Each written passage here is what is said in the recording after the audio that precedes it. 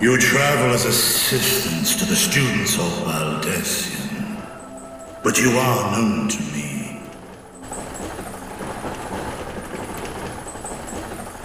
Even here have we heard of the scions of the Seventh Dawn.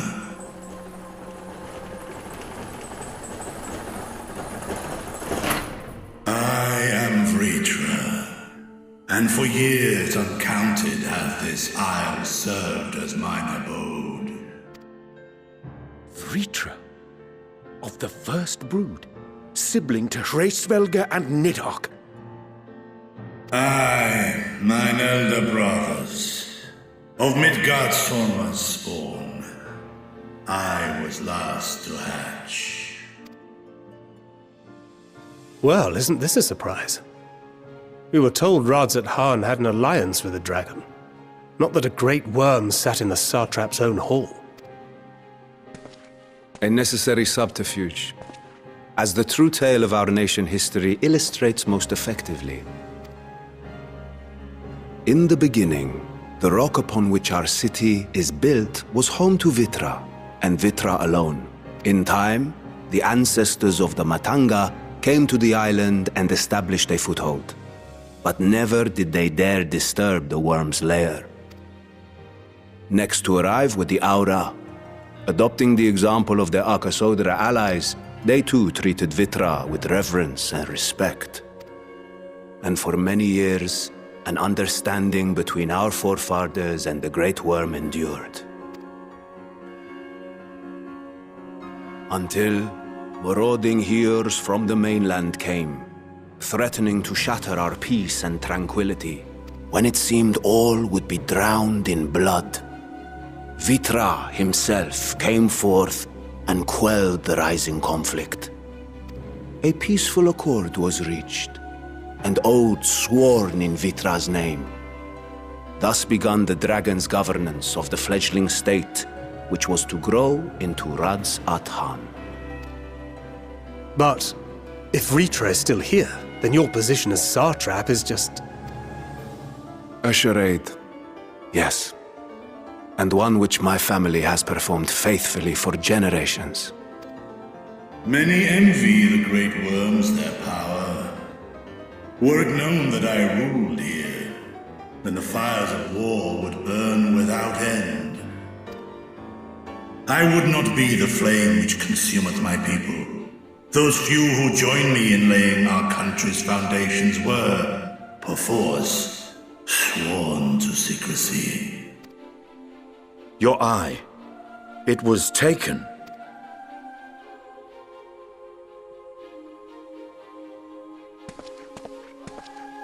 'Tis here, buried within the semblance of flesh. The body before thee is but a simulacrum, constructed by the finest artisans of Radzat Han. With mine eye nestled within, it doth serve as an inconspicuous vessel for my will. That would explain why I felt the presence of a dragon upon our first meeting. I am woven with words fashioned to deceive such arcane senses. Though 'twas short-lived, it seemeth thy fusion with my brother hath left thee much altered. Estinian warm blood.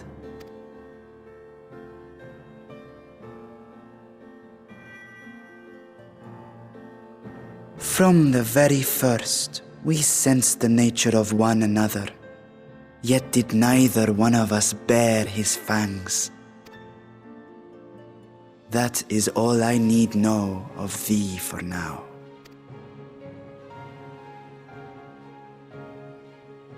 With my secret thus revealed, I have for you a proposal. Not as a worm of the First Brood, but as the ruler of Radzat Han. With all haste must we take in hand the finished talismans and breach this foul spire. Thence, should it lay within our power, dispel its wicked influence. Yet even with the assurance of the warding scales, The narrow confines of the tower doth limit the size of our force. And thus denied strength in numbers, thou must choose thy soldiers with care. Just so. Yet though our radiant host is formidable, I see a surer path before me. Thou and thy comrades have contended with a multitude of primal beings. Most recently, thou didst cast down false gods in Pagalthan and Cartanau, I am told. 'Tis upon that strength I would call. The Scions have proven themselves the most capable, and I ask that you serve as the tip of our spear. Talismans would, of course, be provided for each of thy companions, and should you agree to this undertaking, more will be provided to make use of as you see fit. There's no denying it's a dangerous proposition, but the rewards may far outweigh the risk. Just think of what we might accomplish if we could equip all our allies with warding scales. I worry, however, that even the four of us may be too few for what you have in mind. Might we regroup with our friends first to discuss the matter? 'Tis no trifling task that I have laid before you. Go.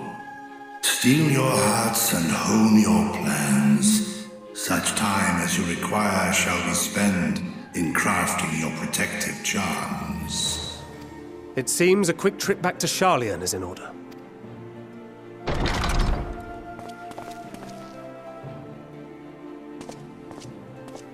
Wilt thou not lend thine aid?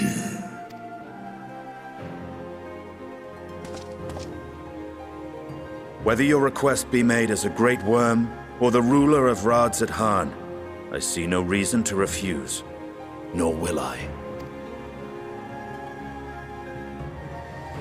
I am in thy debt.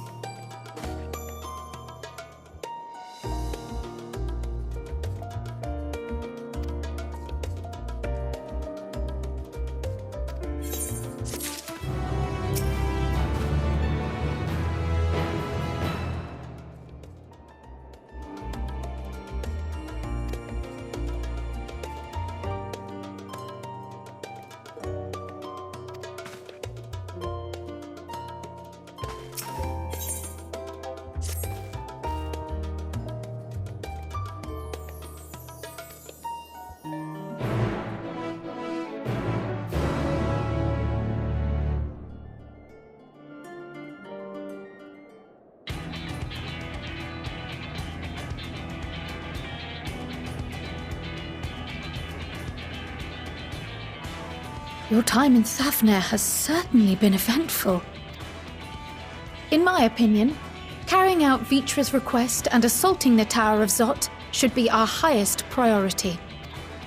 I agree. While I still have questions concerning the Forum and their grand undertaking, we have all but exhausted our avenues of investigation. Simply pressing them any harder on the subject will almost certainly result in our expulsion. Therefore, I suggest we explore the ethereal sea connection by way of a letter to Master Matoya, then make our way to Thavner. I wonder, even with the protection these talismans afford us, what can we hope to achieve once inside the tower? According to Orenvold and Fodola's report, they were unable to free the Emolja. Worse, their attempts triggered the tower's defenses, which led to a summoning of Luna Ifrit. What does it tell us that the Spires even have such defenses? Simply pulling a prisoner from the wall is fatal, thus the direct approach is doomed to failure from the outset. Any further measures to dissuade such actions seem unnecessary. Unless, of course, there is a way to free the prisoners without killing them.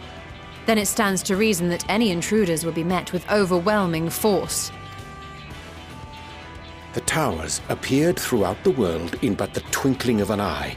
'Twas by magical means these structures were raised, I surmise. A spire thus conjured must needs be maintained. And I suspect an arcane catalyst, some manner of core, doth lie hidden within. Destroy the core, and the tower ceaseth to be, thus liberating the captives without harm. So we can hope, and I would prefer to enter the tower with a working theory than with no plan at all. Assuming Ishtola's reasoning is correct, the chances of the defenses remaining dormant are small to none. Any primals will have to be dealt with, and defeating one will likely only lead to the summoning of another. Our every victory will only compound the prisoner's suffering. May we not then divide our forces?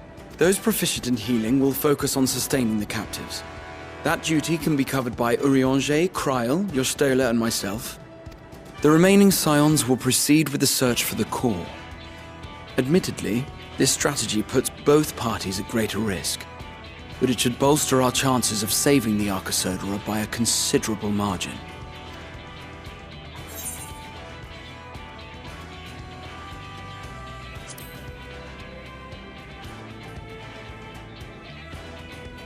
If you're to fight primals, then you'd best have at least one healer with you. And I am more than happy to fulfill that role. I found wielding a sage's armaments to be rather intuitive, and look forward to testing them against a more challenging foe. It seems we have a plan. All that remains is to carry it out. I will inform Radzat-Han of our movements, so let us make our preparations and regroup near the tower. The military post in what's left of the Hamsa hatchery should serve as a convenient staging point. That sounds perfect. And remember, the experimental aetherite at the confluence is there for those who need it,